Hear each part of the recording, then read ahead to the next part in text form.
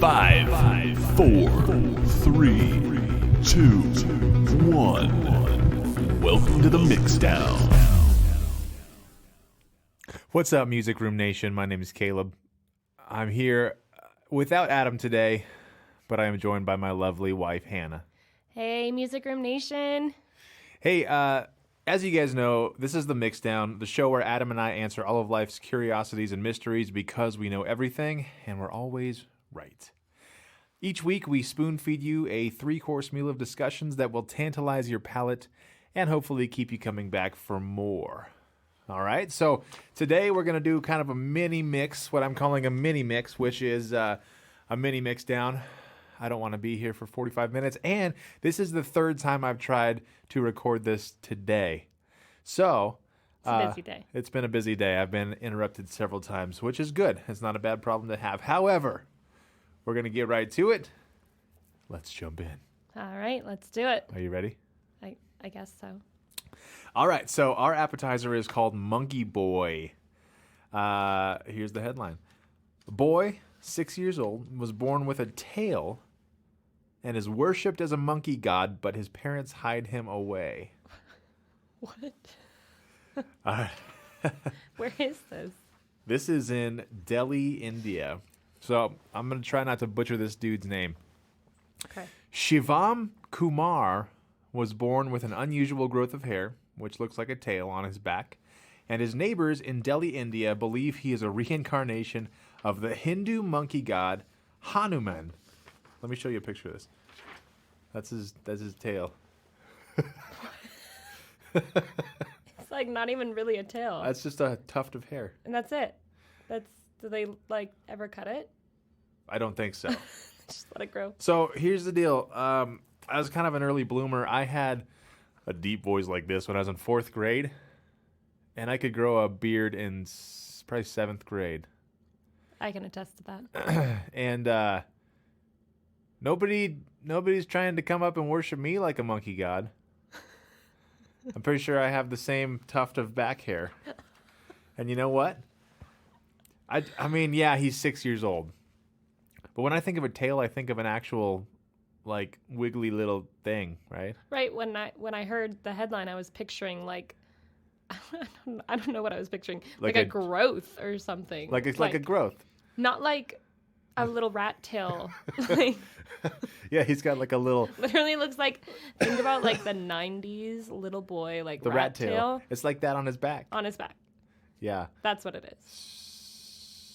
So is it like do you say it's like a hormone thing? I don't know what it is. It's an anomaly. That's what it is. However, Shivam, sorry, buddy, I don't think you're a reincarnation of a god. I think you're just a little hairy. Sorry. Yeah. All right then. Alrighty then.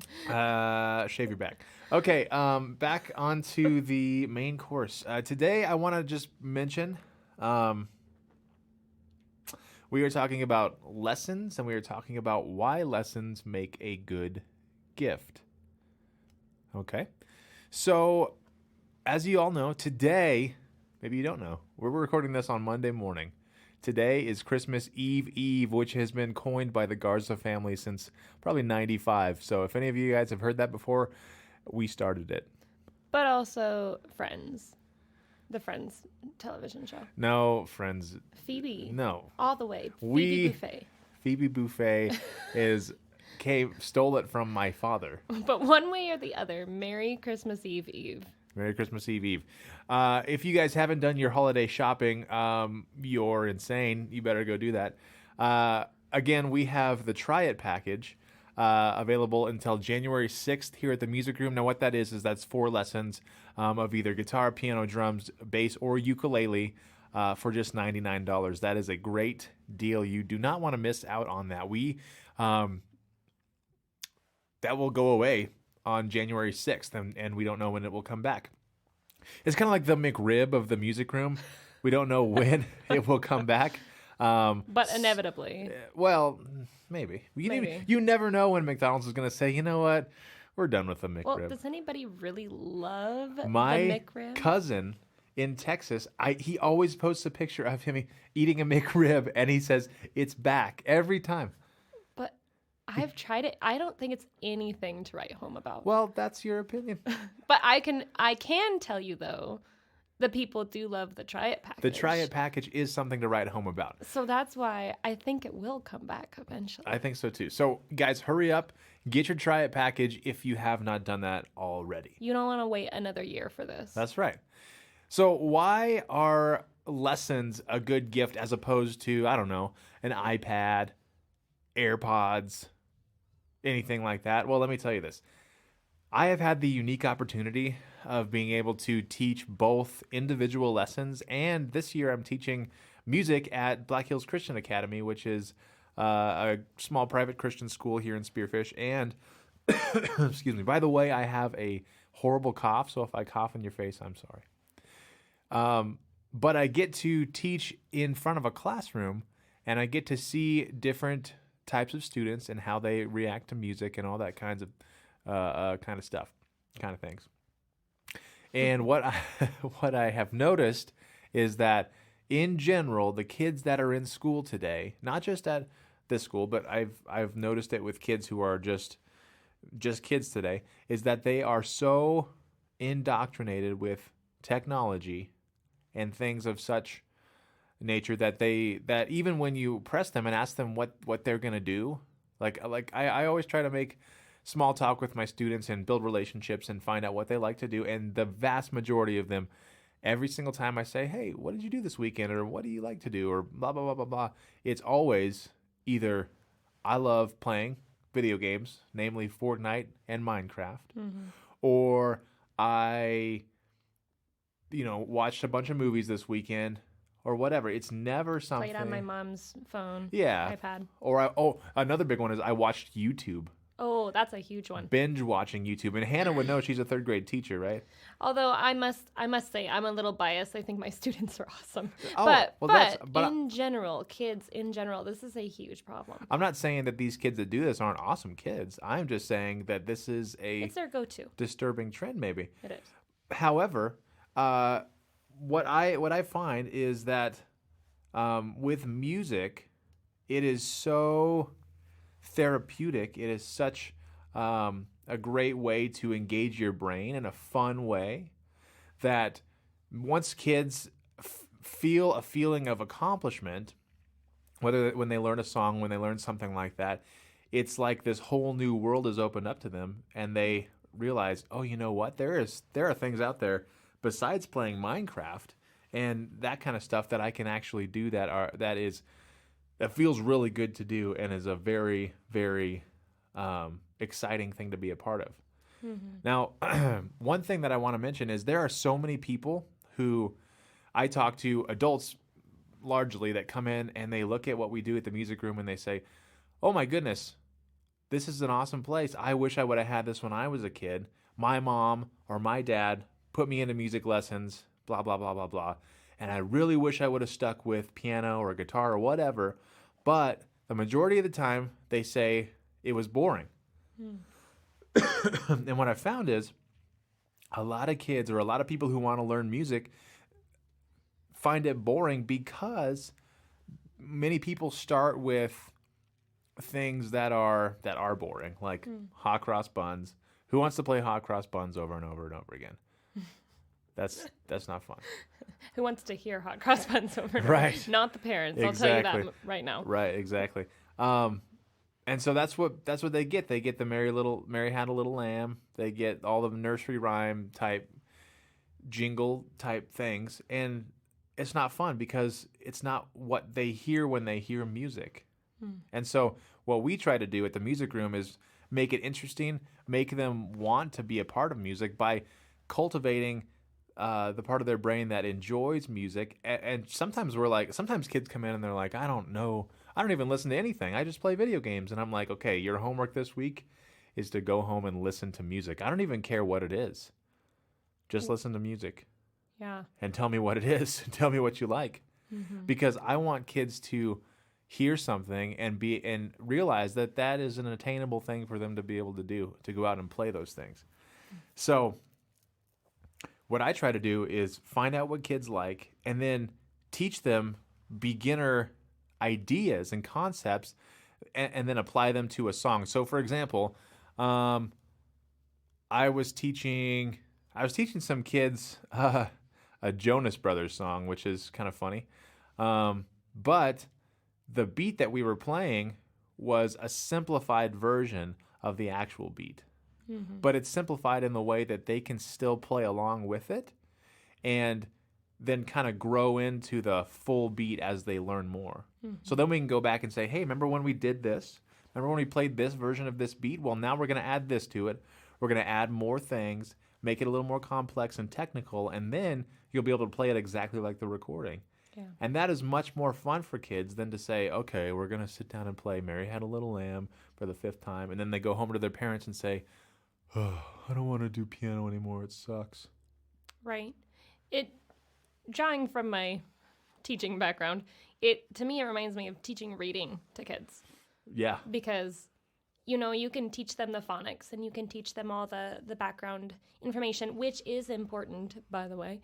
Yeah. But in order to develop that love for reading where they're actually going to be like a lifelong reader, yeah, you have to get them introduced to books and texts and different things that they enjoy and that they love and that they want to read.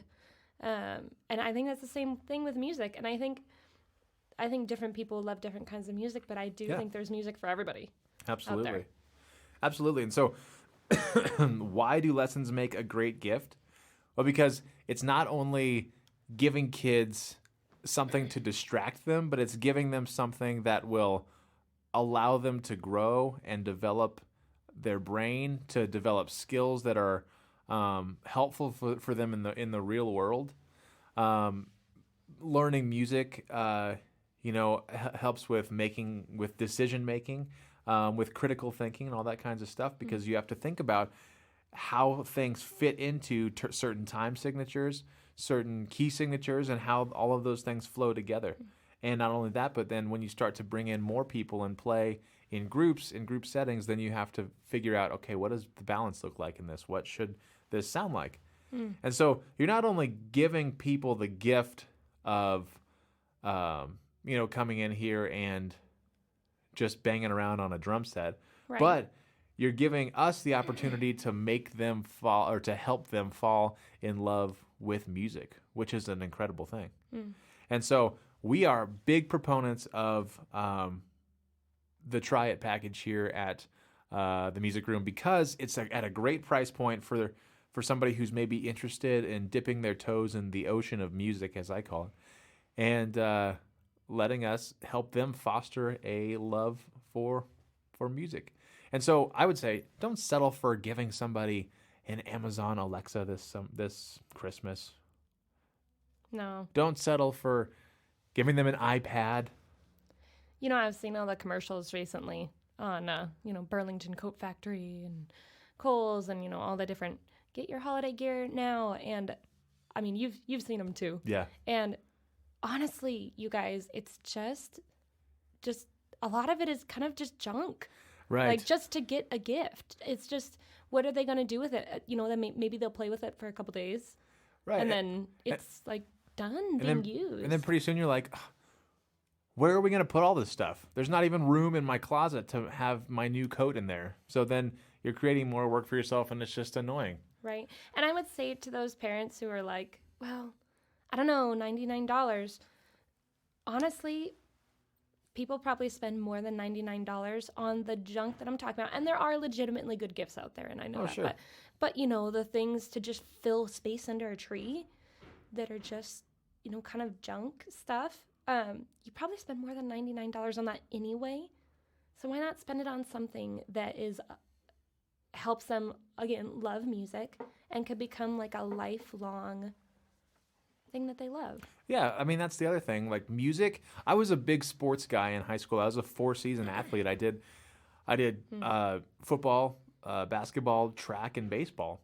And, and I did music all throughout that whole time. And I am telling you right now, if I could go back and do it all over again, I would have put all of my eggs in the music basket rather than doing sports, because sports were fun, but now I have injuries that still kind of that I still have to deal with.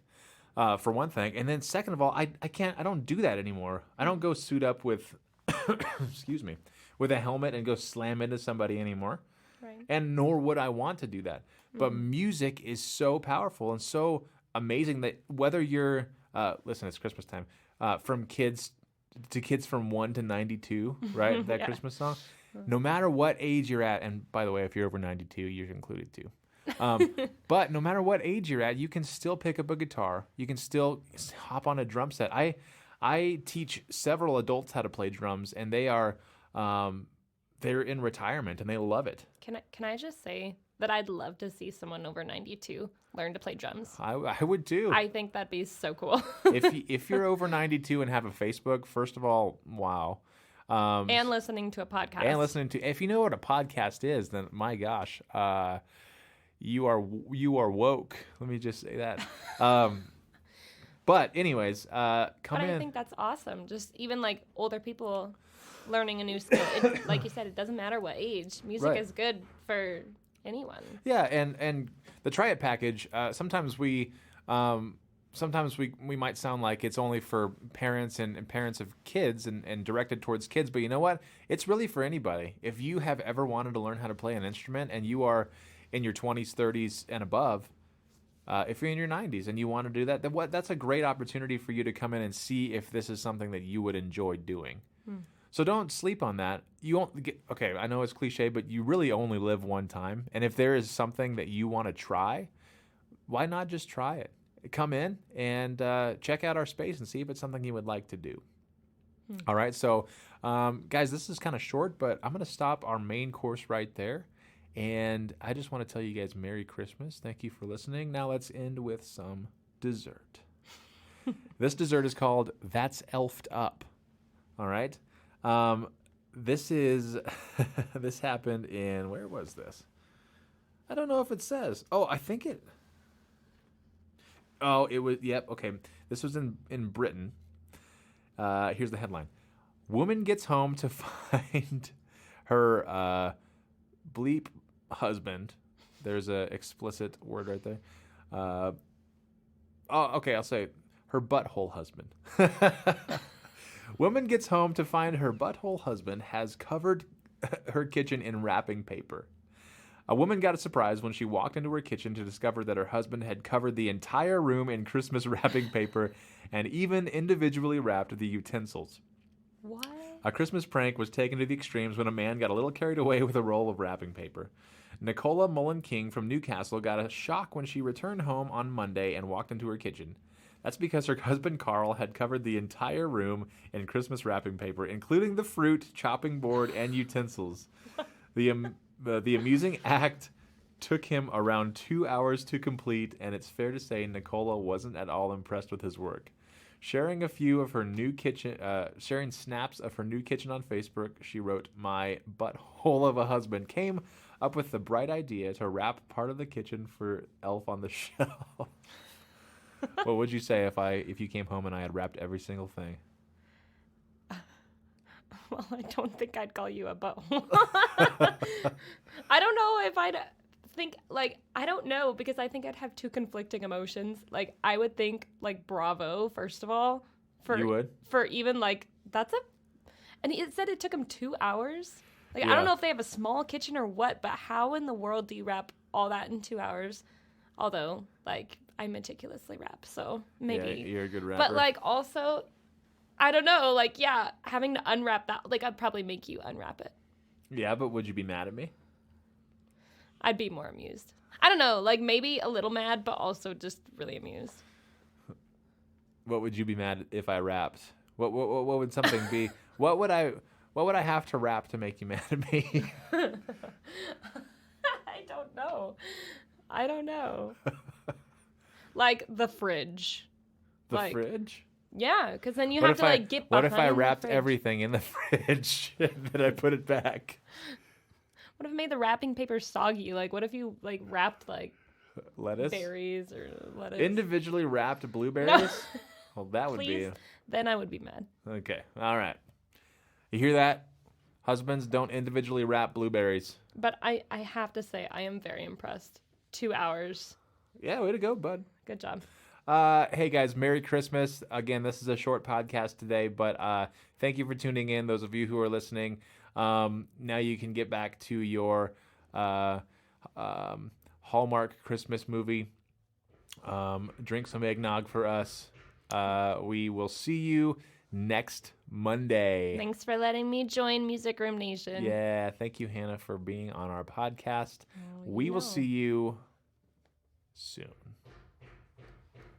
Jeez, they are banging on our wall. There are people out there that are replacing our windows, so if you hear people slamming hammers in the background, that's what's going on.